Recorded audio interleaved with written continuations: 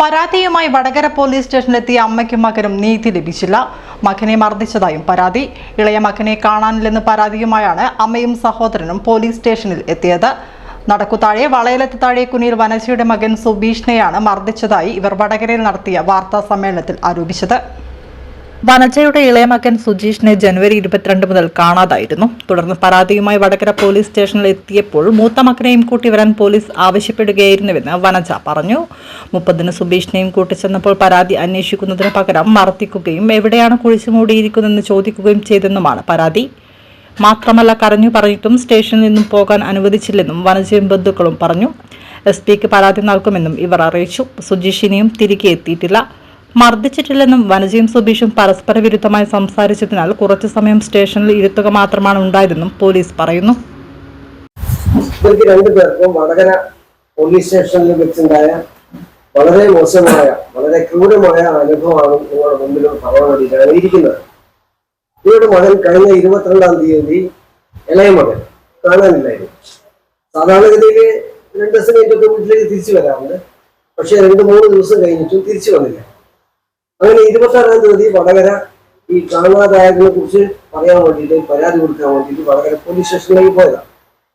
അപ്പൊ അവിടുത്തെ probation SI അദ്ദേഹം അവരോട് പറഞ്ഞു, നിങ്ങളുടെ മകനെയും കൂട്ടിയാണ്, നിങ്ങൾക്ക് ഇനി വേറെ ആരുടെ നോക്കുമ്പോൾ മൂത്ത മകൻ സുബീഷാണ് ഉണ്ടെന്ന് പറഞ്ഞു.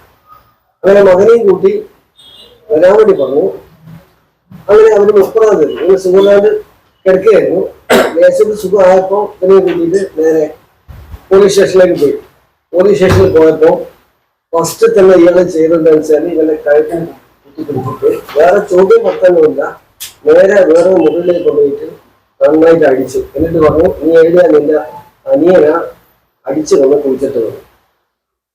ഫസ്റ്റ് ചോദ്യമാണ്. ശാസ്ത്രീയമായ പോലീസിന്റെ അന്വേഷണത്തിന്റെ രീതിയാണ് ഇപ്പൊ പറയുന്നത്. പിന്നെ ഒരു റൂമിൽ കൊണ്ടുപോയിട്ട് പിന്നെ മുത്തിക്കല്ലടിച്ച് ഞാനും നിലവിളിച്ച്, എന്റെ മോനെ ഒന്നും ചെയ്യല്ല എന്താ അതിനേക്കാണ് നിങ്ങൾ അവിടെ ഇരിക്ക്, പോയിട്ട് അവിടെ ഇരിക്ക് നിങ്ങളോടല്ല അവിടെ ഇരിക്കാൻ പറഞ്ഞ. പിന്നെ ഓനെ വിട്ടുതരാം. എന്നാലും കുറേ സമയം ഇരിപ്പിച്ച്. എന്നാലും ആള് പോയി ഞാൻ ചോദിച്ചു, സാറെ പോട്ടെ എന്ന്.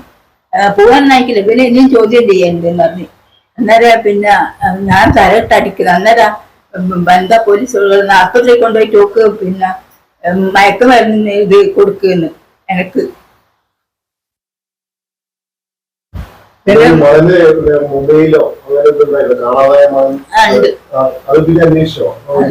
മോന്റെ സ്വിച്ച് ഓഫാ മൊബൈല് നമ്പർ. ഞാൻ കൊറേ വിളിച്ചു നോക്കി,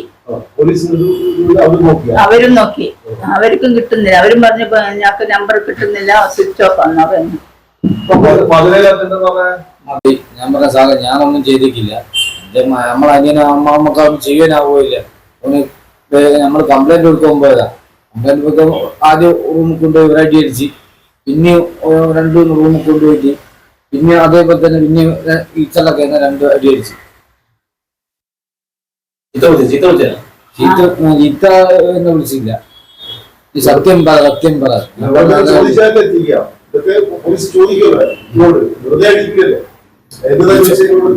ഇനി എന്തെങ്കിലും ചെയ്തിട്ടില്ല, സത്യം പറ. എന്തെങ്കിലും അതിനെതിരായിട്ട് പറഞ്ഞില്ല സ്റ്റേഷനിൽ ചോദിച്ച പോലെ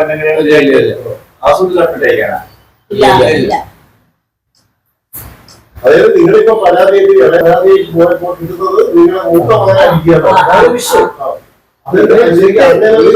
അച്ഛനും അമ്മയും തമ്മിലൊക്കെ പ്രശ്നങ്ങളുണ്ടാവും. പക്ഷെ ഇനിയിപ്പോ അങ്ങനെ സംഭവിച്ചു കൂട്ടിക്കോ, കൊലപാതകം സംഭവിച്ചു കൂട്ടിക്കോ, ശാസ്ത്രീയമായ രീതിയിലല്ലോ.